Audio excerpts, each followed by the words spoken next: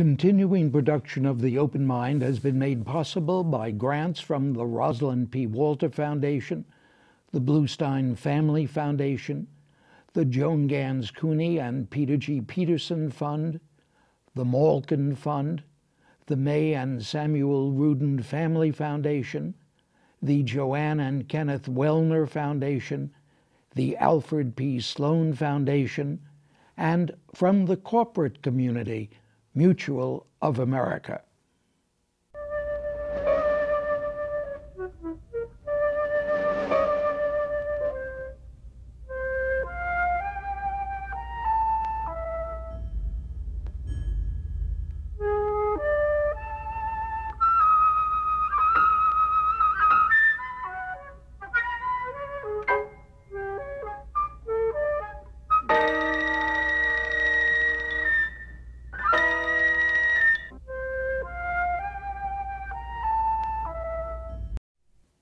I'm Richard Heffner, your host on The Open Mind, and you may have noted some time back a particularly attention-gathering front-page story in the New York Times, one that provoked some readers to decry what they thought to be sensationalism, mixed with a rather ho-hum what else is new message, and some others simply to deplore that message itself, that in large measure, because of changes in how much insurance will pay, many of the nation's 48,000 psychiatrists now no longer provide talk therapy, which the Times story calls the form of psychiatry popularized by Sigmund Freud and that dominated the profession for decades. Instead, simply prescribing medication, usually after a brief consultation with each patient. As the Times wrote, medicine is rapidly changing in the United States from a cottage industry to one dominated by large hospital groups and corporations.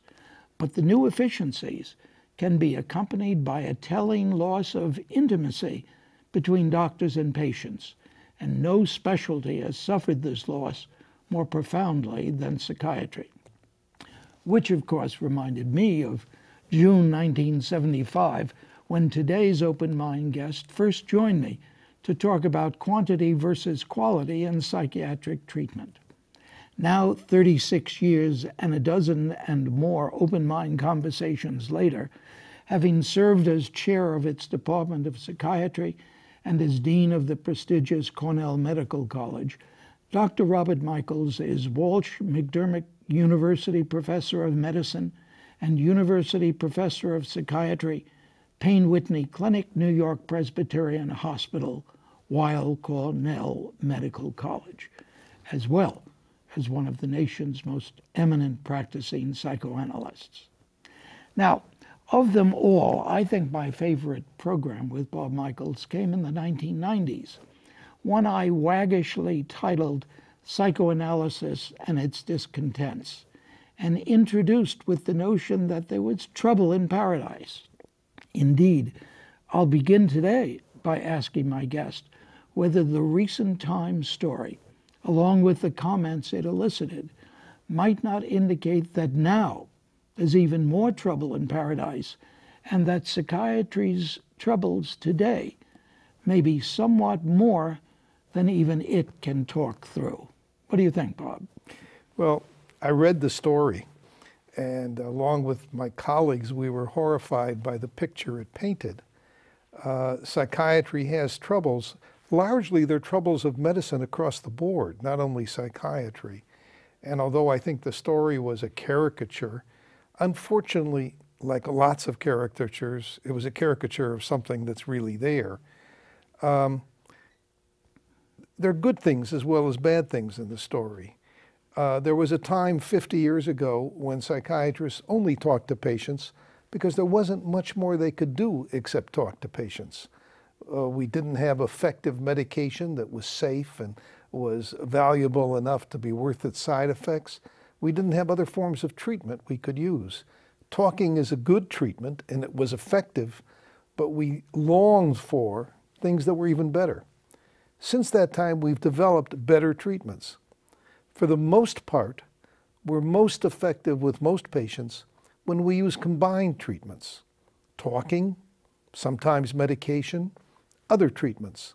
But there's immense pressure from the administration of health care, the insurance industry, people concerned with cost saving, to deliver not the best treatment and not the most desirable treatment and not even the most effective treatment, but rather the cheapest treatment. And unfortunately, cost is measured not in terms of cost compared to benefit, but simply cost. And the cheapest way to treat somebody is to see them as little as possible, to talk to them as little as possible, even worse, to listen as little as possible, and maybe to write a prescription, hand it to them, like the man in the Times article. Unfortunately, it's bad medicine, it's bad psychiatry, it's bad public policy, public health, because it doesn't work very well, and it's humanly offensive to people when you think of someone in distress, wants to share an experience and have a friend and is deprived of that. But it's not really bad reporting, is it? Because it does tell a tale that has some very real basis of truth. Well, I'm not a reporter. I would say it tells a tale that is an immense exaggeration of a theme that we should all be worried about, but for the most part is not true today, although there are scary suggestions that it may become true in the future. Frankly, there's an aspect of this that worries me more than anything else. My colleagues don't practice that kind of psychiatry, and my students don't practice that kind of psychiatry. But articles like that, and the pressures that that doctor was under, change the kind of people who want to go into medicine, who want to become psychiatrists. I'm worried about my grandchildren's psychiatrists. If they select the field thinking that that's what it's like, they're not going to be the right people to be in the field. That's an interesting point of view. And I have to ask you immediately whether you see any indication in those who do go into medicine, who do opt for psychiatry, that there is a movement in that direction. I would say we're today getting about 4% of American medical school graduates go into psychiatry. That much? Yes. I'm surprised. 4%. That's been pretty constant over the last decade. And we get the brightest and the best since I've been in the field. And when you and I first did this in the 70s, I was already in the field for a decade. So it's been a while, and I've seen them over the years. And we couldn't do better, frankly, in my experience. But I think their expectations of what medicine is about and what psychiatry is about are gradually changing, and that's disturbing. Being a physician is not a job.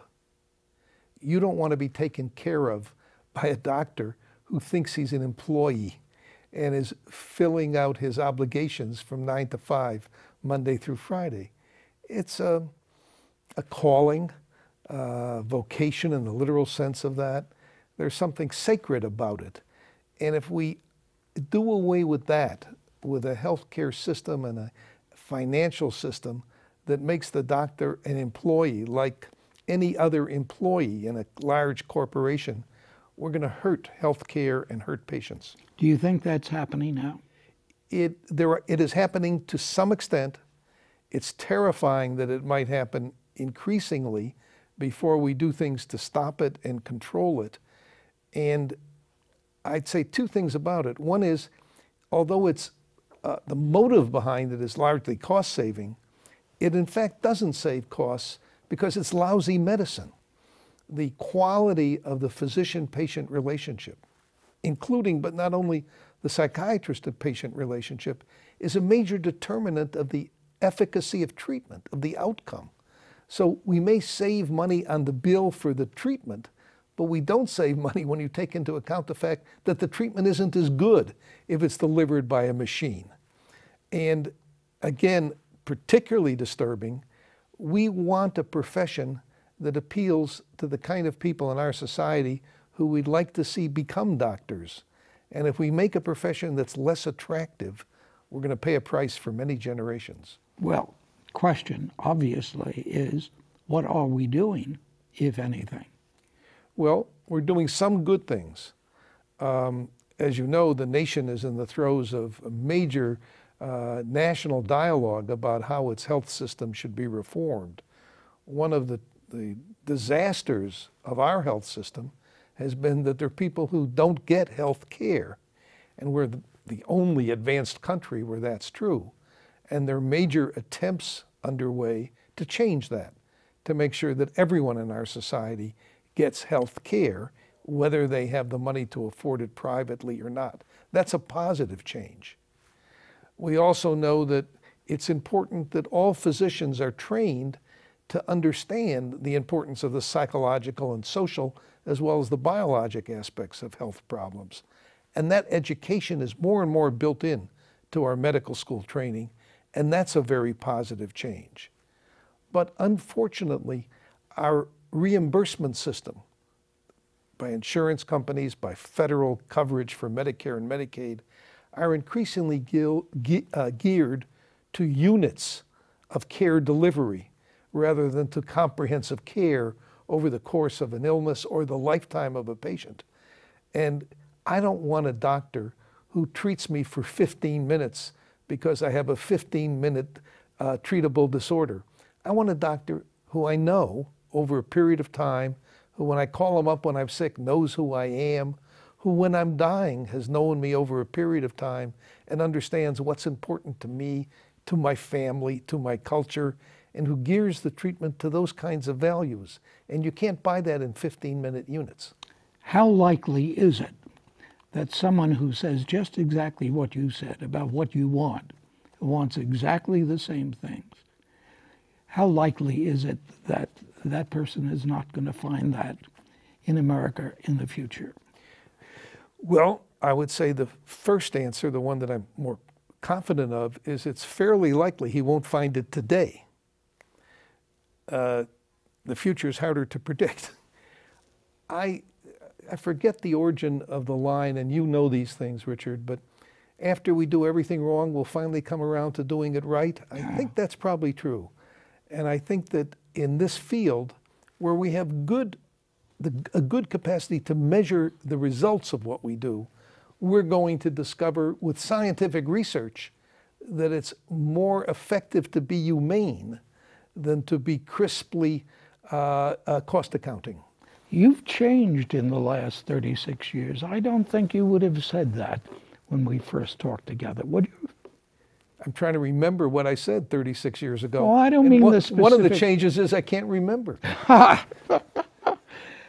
Bob, you're expressing something so optimistic. And to me, I'm afraid, so unrealistic, so contrary to fact, that I'm surprised. Right now, the country's in a difficult period of economic stress. And I don't think you're going to see a move toward more optimal public policy that costs more in the short term. But I think in a society like ours, there are not many values that we hold higher than good care for our sick, for our disabled, for our elderly. And the health professions are invested with delivering that care. I think when our resources become less constricted, that's going to be apparent to all as a very important goal for our society. When our resources become less restricted or constricted. Yes. You see that in the future? I'm not an economist, but I do see that in the future. It seems to me that we've had waves in our history, perhaps recurrent waves, in which our resources are constricted. And we're coming out of one now, or maybe we're still in the middle of it. But I think if we can think ahead a decade or two, yes, I do think that's going to happen. And I think as that happens, as our advances in science and technology create more capacity, more wealth, what other goals are we going to spend it for? Well, I would turn that around and ask you, I know the philosopher as well as the psychiatrist. In terms of your practice, let's take these years since we first sat at this table. Do you find Americans moving more toward that level of generosity toward others that you're really expressing now? What else would we turn our attention to other than the well-being, the health of the old, the poor? Well, I think the first step is I think we very consistently want that for those close to us. Yes. Our children, our parents, our families. And I think less consistently, but still considerably, we want it for those who are members of our shared community, however we define that, culturally, ethnically, religiously, geographically. And the others? And we're less sure of the quote others. But I see one change as being that the group that we think of as others is shrinking some, and the group that we feel are part of us is increasing. You see it in changes in attitudes toward other cultural or ethnic groups, toward other people with other sexual orientations. We live in a world of friends. And increasingly, I think, particularly as our kids grow up in schools that are integrated and neighborhoods that are integrated, if we see more and more intermarriage amongst cultures, there's no other left. You know, there's this pause, this pregnant pause, because I'm thinking, is this the Bob Michels who I would have always identified as primarily brilliant, next cynical, and next realistically cynical? You've changed then. You've changed your picture of the world, or has my picture of Michels been so wrong? Well, I have grandchildren, and I want them to live the kind of lives I want them to live, and I want the world to be the place where they can live those lives. So is this an observation, or is this telling me what Bob Michels wants and hopes for? Seriously. Well, it's both, because I don't think I'm that different from most people in what I want and what I hope for. And again, I think as the society has more resources, those values become more possible to fulfill, and fewer sacrifices are required to fulfill them. I remember a couple of decades ago when the dialogue was going on about the Clinton proposals for changes in the healthcare system. And I was quite involved in that.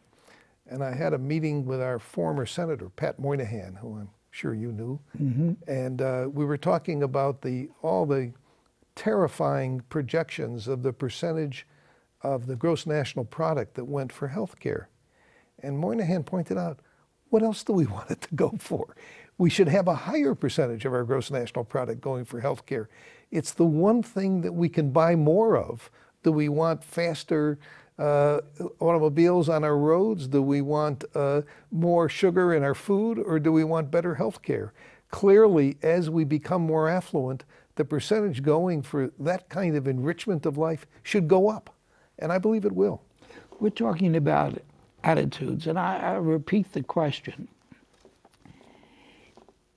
As a psychiatrist, as a practitioner, as a person who sat opposite so many people or had so many people lying on the couch, whatever chemicals were involved in the process, do you find, can you say now, this is a more benign society than when you started your practice?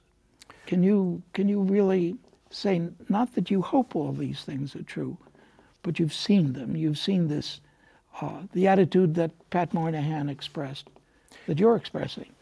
I would say, in a funny way, a psychiatrist is the least likely person to know the answer to that question.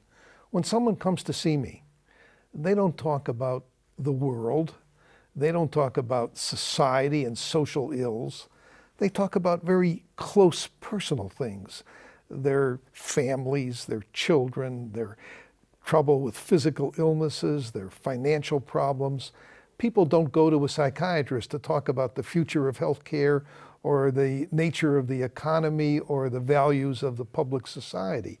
But I will say this, the vast majority of people that I've seen from the beginning, and you learn somebody pretty well when you're a psychotherapist or a psychoanalyst, people tell you the truth because they have a very strong motive to tell you the truth. Most people are inherently very good.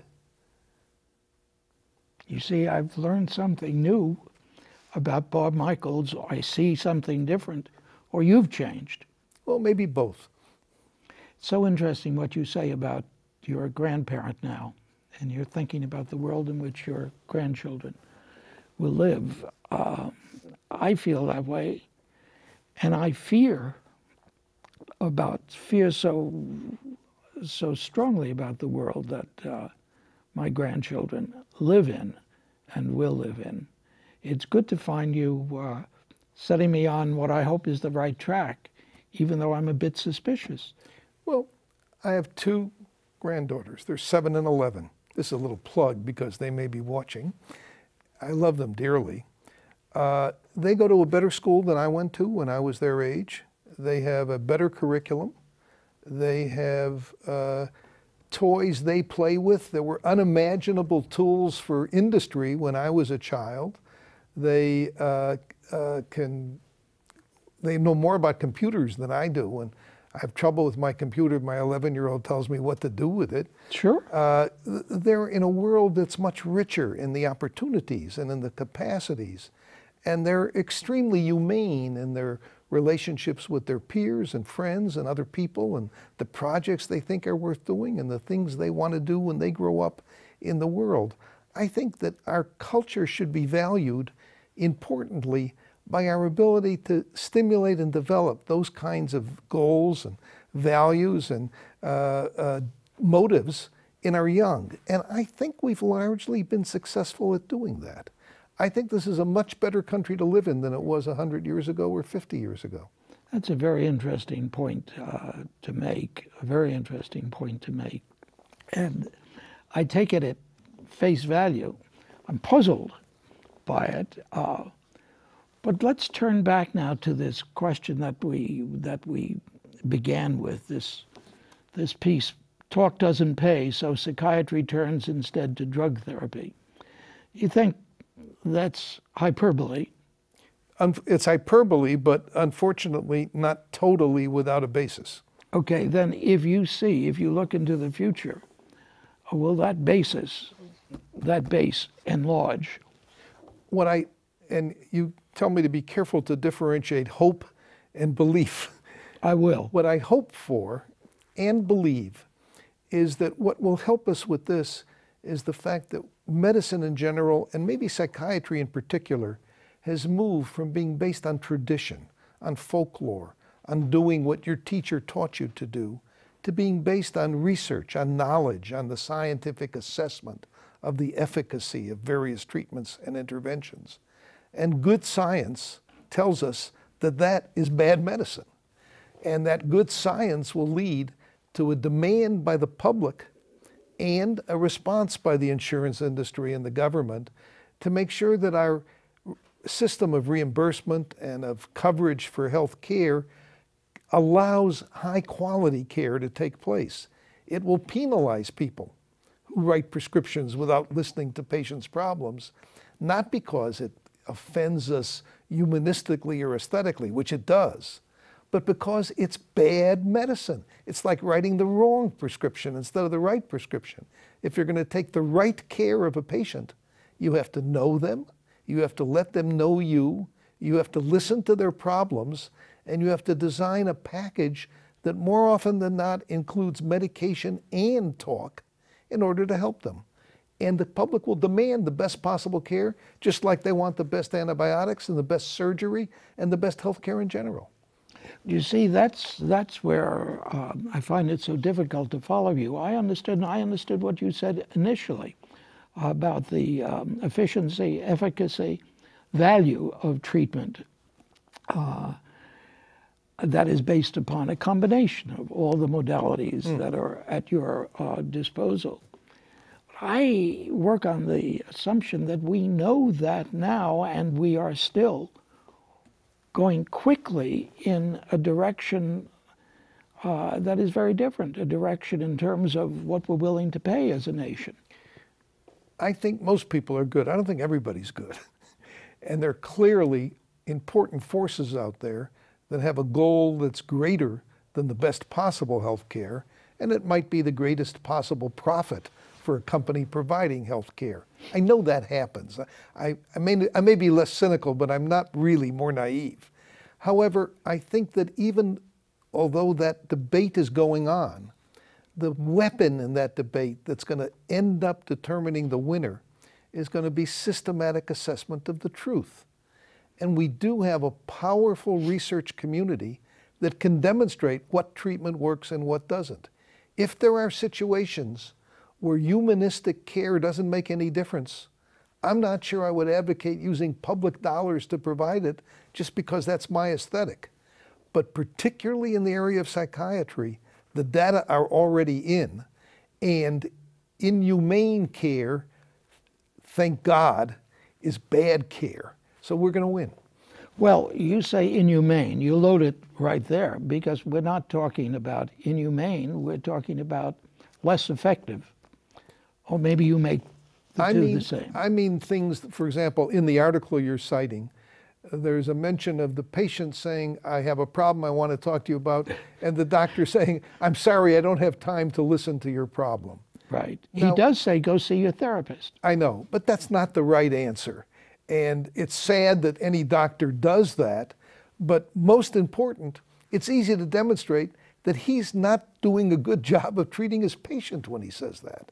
Not only is it something that people reading the article think is offensive, but it's something that a quality assurance-oriented physician would say is a defect in the quality of care.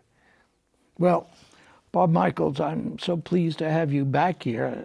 We've talked many times at this table since 36 years ago, but we're going to have to come back more often to measure the accuracy of your optimism, which you say is based upon our ability now to know what works and what doesn't. I'll look forward, and I'll bet you that when we talk again in 36 years, you'll come around to see my point of view. From your lips to God's ears, thanks, Bob Michels. Thank you, Richard. And thanks to you in the audience. I hope you'll join us again next time. Meanwhile, as another old friend used to say, good night and good luck. And do visit the Open Mind website at 13.org/openmind, both to reprise this program online right now, or to draw upon our archive of 1,500 or so other Open Mind and related programs. That's 13.org/openmind.